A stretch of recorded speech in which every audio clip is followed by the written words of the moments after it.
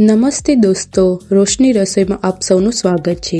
આજે હું બનાવવાની છું restaurant style veg biryani with golden fry paneer, fresh vegetables, raita અને ગ્રીન ચટણી। તો ચલો શરૂ કરીએ। પહેલાં આપણે શું શું જોઈએ છે તે જોઈ લઈએ।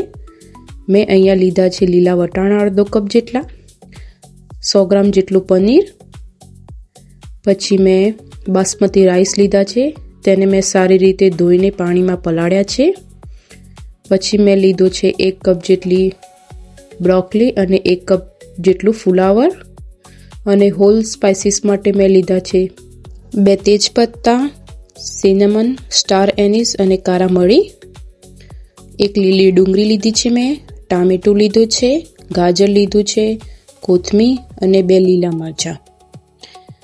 તો આપણે પહેલાં સારી રીતે બધા વેજીટેબલ્સ કટ કરી લઈએ। નાના નાના વેજીટેબલ્સ મોટા ગમતા હોય તો તમે મોટા પણ કટ કરી શકો છો। અહીંયા હું નાના નાના કટ કરી લઈ છું। અને રાઈસને હંમેશા 20 મિનિટ સુધી તેને પાણીમાં પલાળી રાખીશું ને આ ટ્રીકથી રાઈસ એકદમ ફ્લફી અને સેપરેટ બને છે અને સરસ રીતે ખીલા ખીલા રાઈસ થાય છે। પછી મેં અહીંયા ડુંગળી અને ટામેટું, મરચાં ને બધું સારી રીતે કટ કરી લીધું છે। એક કુકરમાં મેં 2 ચમચી જેટલું ઘી એડ કર્યું છે, તેમાં આપણે હોલ સ્પાઇસીસ બધા એડ કરી લઈશું। પછી તે સારી રીતે સતરાઈ જાય પછી આપણે એમાં એડ કરીશું જીરું અને હિંગ। એ સારી રીતે શેકાઈ જાય પછી આપણે એમાં એડ કરીશું 2 લીલા મરચાં અને ડુંગળી કાપેલી, તેને સારી રીતે સાતળી લઈશું જ્યાં સુધી તે ગોલ્ડન બ્રાઉન ના થઈ જાય। ડુંગળીને આપણે મીડિયમ ફ્લેમ પર કૂક કરવાની છે। આ જ છે આપણી બિરયાની બેઝ ફ્લેવર, જેની શરૂઆત અહીંથી થાય છે। પછી આપણે એડ કરીશું બધા વેજીટેબલ્સ, ગાજર, વટાણા, બ્રોકોલી, ફુલાવર અને ટામેટું। તમને કોઈ બી વેજીટેબલ્સ જે તમને ગમતા હોય તમે એડ કરી શકો છો। અને આપણે એડ કરીશું 1 ચમચી જેટલું મીઠું અને કાજુ એડ કર્યા છે મેં અહીંયા। પછી આપણે અહીંયા બેઝિક મસાલા એડ કરી લઈશું, જેમ કે હળદર, મરચું, ધાણા જીરું પાવડર, અને મેં અહીંયા 2 ચમચી જેટલો બિરયાની મસાલો એડ કર્યો છે। તેના લીધે સરસ સ્મેલ બી આવે છે અને સરસ ટેસ્ટ પણ આવે છે। અહીંયા એને સારી રીતે મિક્સ કરી લઈશું, મસાલાને થોડી વાર શેકવા દઈશું।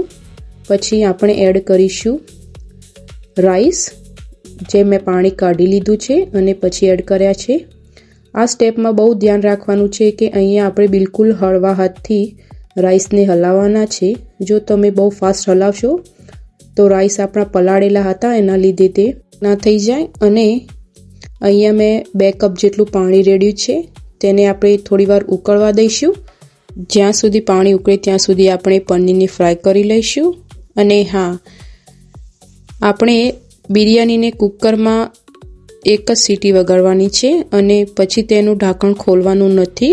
તેને આપણે 10 થી 15 મિનિટ તેને એમના એમ જ્યાં સુધી જાતે એર નીકળી ના જાય ત્યાં સુધી તેને એમના એમ જ રહેવા દેવાનું છે।